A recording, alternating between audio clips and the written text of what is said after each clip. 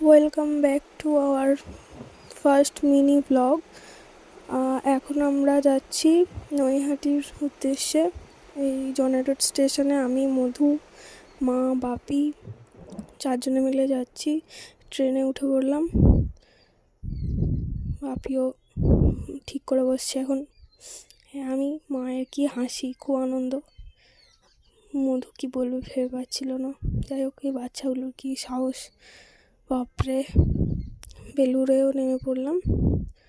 তো এখন মধু কি একটা খাচ্ছে যেন, সেই কাজু বাদামের কিছু। বাপরে কি হাসি মেয়ের, হেসে হেসে তো একদম অস্থির।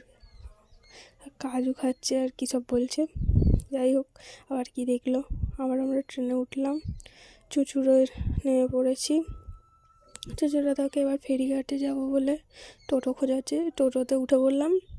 তো যাই হোক,